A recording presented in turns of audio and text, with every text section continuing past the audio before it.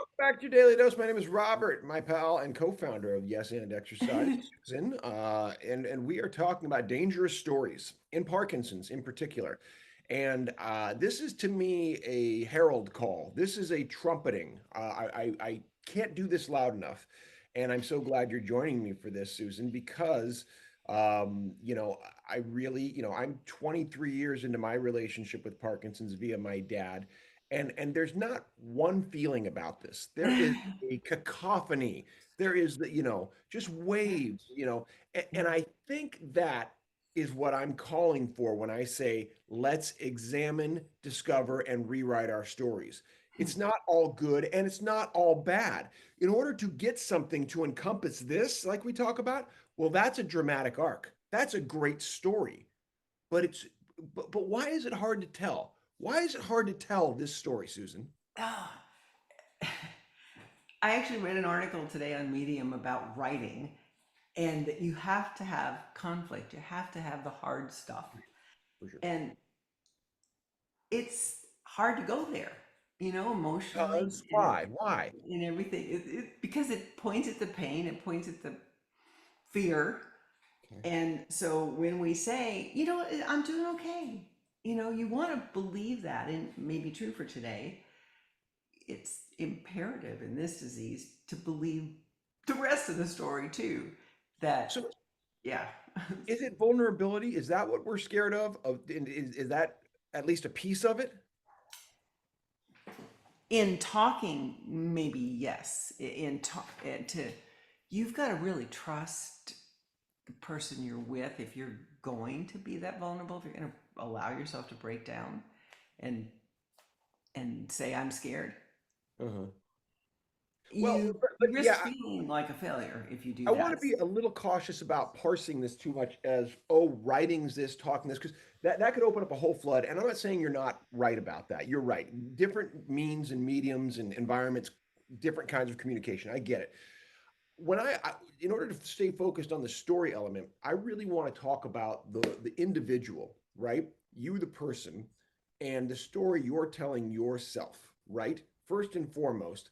And then the secondary part would be where that story meets the story you share externally. So let's start first with the story you tell yourself as a person with Parkinson's. And speak about you, not the Yeah, yeah, generalization. Speak yeah. about yours a Well, little bit. yeah, for me, I actually do tell that story that, I'm doing pretty good because that is my truth. I actually believe that. Sure. Um, I think I see the risk. Um, but for me personally, um, I'm not shy about talking about Parkinson's for Right. me. As a whole, I think the world is not going to get it.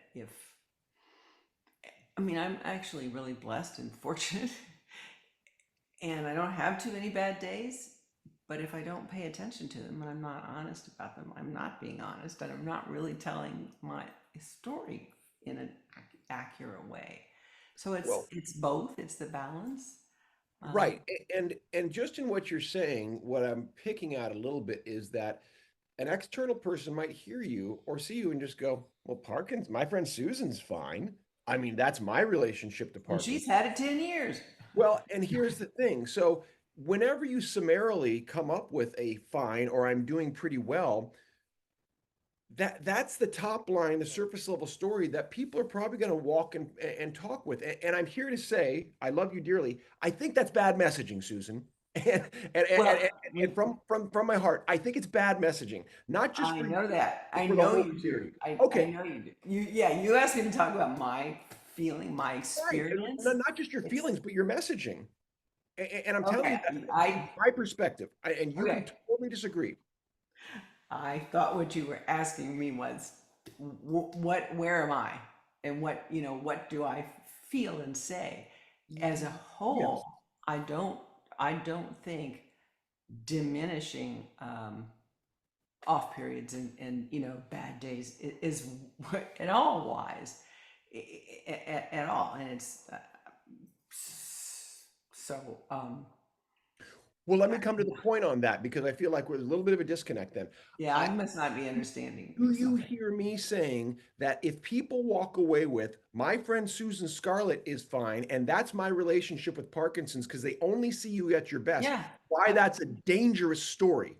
absolutely, I do. Okay, And that's my point. I would also say that I'm not representative of most people. You know, Most people with Parkinson's or just most in people in general? most people with Parkinson's. Yeah, Okay. And yeah. that's fine. At the same time, does it diminish the fact that Parkinson's is in your life? Parkinson's is at the front of everything that I do, And and and I'm and aware. that maybe most people don't know that. You have, like you said, not only the means, which you are humbly blessed for, as you say, to have many specialists who have served you well. You have a husband who's a doctor, and you have also done your part to really work hard to handle this. So to all those ends, that puts you 10 years in, probably ahead of the scale for most people with I think Parkinson's, I so. would say. Yeah, Yeah. Now, that still doesn't diminish the truth that I have Parkinson's. and it's progressive. No matter where you Yeah. are right now, it is still getting worse. There is no Mhm. cure. No matter how many great things you've done and have done and we continue to do, it's a problem. So that this is good. Let's continue on this path because these should be, and I think you noted this in our first episode, these should be sometimes difficult stories and difficult conversations, and I'm totally here for it. So thank you. All right. Oh my gosh.